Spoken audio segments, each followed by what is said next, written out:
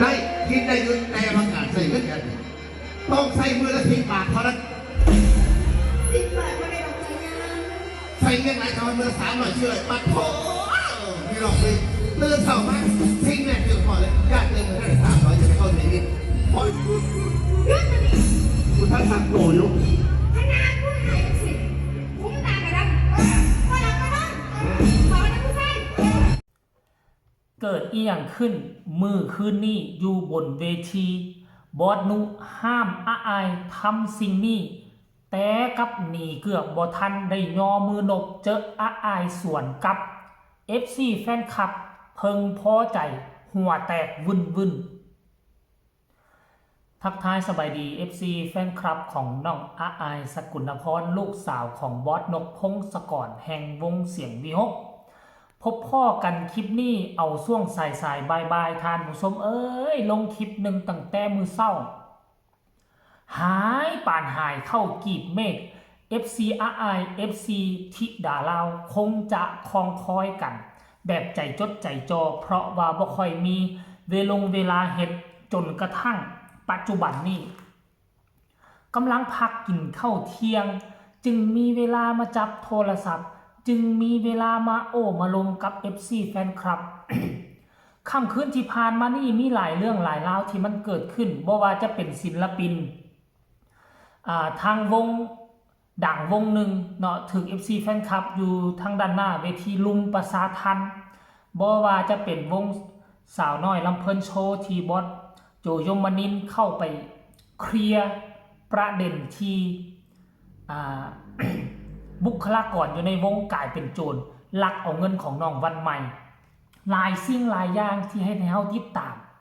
แต่มีสิ่งหนึ่งเป็นตาน่าสนใจนั่นก็คือเรื่องราวอยู่บนเวทีของวงเสียงวิหกยามใด4 คนนี้ขึ้นไปพบไปเจอกัน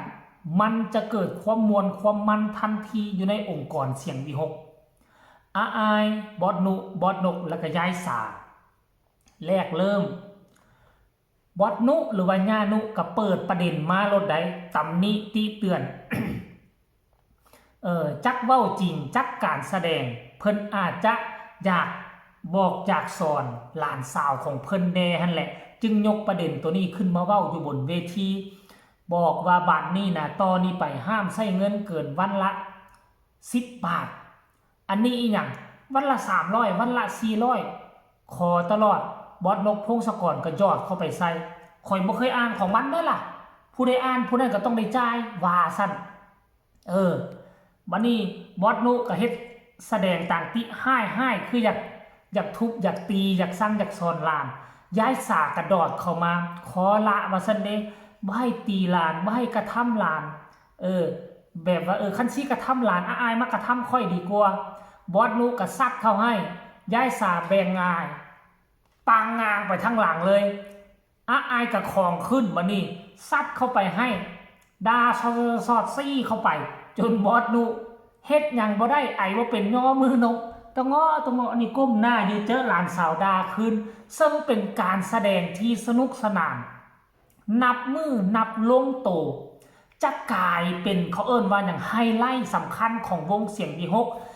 ช่วงนักห้องช่วงก่อนลอกก่อนล่ำอาจจะเป็นส่วนหนึ่งแต่สำหรับค่อยยกให้ช่วงนี้แหละเป็นช่วงที่สนุกสนานที่สุด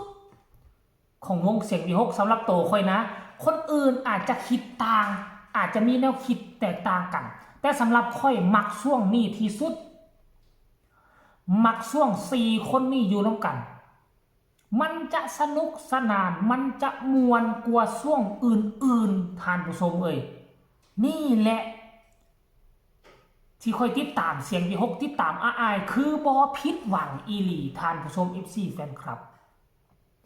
รายละเอียดอยากให้ทุกคนไปชมคลิปนี้น้ำกันสากลเนาะว่าสนุกสนานซ้ำใดแล้วจังมาพ้อกันในช่วงต่อไปชมพร้อมๆกันเลยได้กินได้ยืนแต่ประกาศใส่เงินกันต้องใส่มือละ10 บาทเท่านั้น10 บาทไม่ได้ดอกใจยาใส่เงินหลายคำมือ300เชื่อปัดโถมีหลอกเลยเลื่อนเสามาทิ้งแน่เกินพอเลยญาติเงินได้300จะไปเข้าไหนดิพอได้อันนี้พอได้ยักไปไหว้เขาแม่ คำว่าขอไปไม่ได้อ้างไม่กระเทียม นี่พอมันก็มาทำมาดิ อย่าจ้า ก็ได้ลูก สิบบาทไม่ได้ดอกจังยังอีหลาเป็นเด็กผู้เสมอ เหรอนี่ฟังไว้เนอะฟังไว้เนอะ อย่าจ้าอย่าให้หลาละเจี๊ยบ อย่าตีไปต้องให้เงินมือละ10 บาทเลย ไม่ได้ดอกจังยังผู้สาวหลาย ต้องให้มือละขั้นมาได้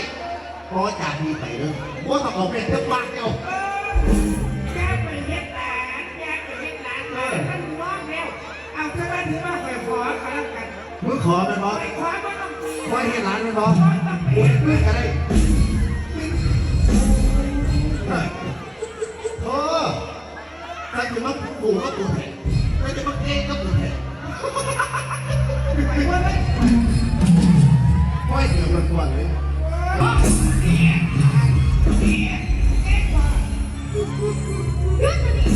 คุณท่านทำโกยุ คณะผู้หายสิคุ้มตากระดังก็หลับก็นอนขอนะผู้ชายคณะผู้หายสิไม่งั้นผมหัวหลายคน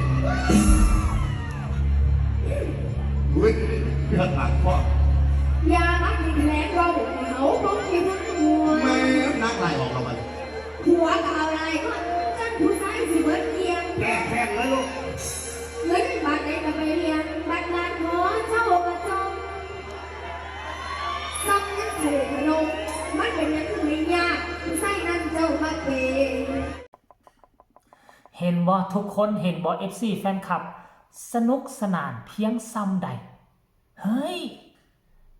แวดวงการหมอลำมันพัฒนาจากเดิมเนาะพัฒนาจากเดิมช่วงคอนเสิร์ตช่วงเปิดงานมีโชว์นั่นโชว์นั่นขออภัยโชว์นั่นโชว์นี่อันที่2ช่วงศิลปินช่วงคอนเสิร์ตมาอันที่3ช่วงตลกอันที่4ก็จะเป็นช่วงหมอลอกหมอลำขึ้นลำเลืองมีอันนี้แต่เสียงที่6นี่เหนือกว่านั้นมีช่วงพิเศษเฮ็ดให้โตเด่นโตดังมาบรรจบกันกลายเป็นเขาเอิ้นว่ากลายเป็นเสียงหัวเราะเป็นการเพิ่มกำไรให้ลูกค้ามีช่วงนี้บางครั้งนะบางคนที่เข้าไปเบิ่งหมอลำคือเขาอยากไปเบิ่งศิลปินที่เขามักเขาอยากให้ศิลปินที่เขามักอยู่บนเทิงเวทีดนที่สุดโอ้ลมพูดคุยอยากเห็นความสดใสอยากเห็นความเป็นตาฮักเป็นตาแพงของศิลปินคนโด่งคนดังหรือว่าโตสู้วงนั่นเซิงจุดนี่บอสนกบอสนุอ่านขาดเอาอายอยู่เอาบอสนกอยู่เอาบอสนุอยู่ย้ายสายอยู่เฮ้ยกลายเป็นสิ่งที่มหัศจรรย์ขึ้นมาทันทีช่วงนี้เป็นช่วงที่ตลกเฮ็ดให้ FC แฟนคลับหัวแตกวุ่นๆมีความสุขที่สุดอีกช่วงหนึ่งท่านผู้ชม FC แฟนคลับอันนี้คือความสดใสความเข้าอกเข้าใจระหว่างอายกับผู้นำทีมงานนับมือนับอยู่น้ำกันแล้วก็เข้าอกเข้าใจกันเอาชีวิตจริงการใช้ชีวิตอยู่บนอยู่ทั้งข้างล่างเวทีเอาขึ้นมาเป็นตัวละครเอาขึ้นมาเป็นบทที่มาแสดงละครให้ FC แฟนคลับนี่แหละคือจุดที่สำคัญที่สุดของอายกับเสียงดี6คลิปนี้ก็ฝากฝังเอาไว้ซ้ำนี้ใครได้เห็นคลิปนี้แล้วมีความคิดความเห็นแนวใดให้ส่งข่าวมาใต้คอมเมนต์ฝากกดไลค์กดแชร์กดติดตามที่สำคัญอย่ากดข้ามโฆษณาพอกันไหมในคลิปหน้าสบายดี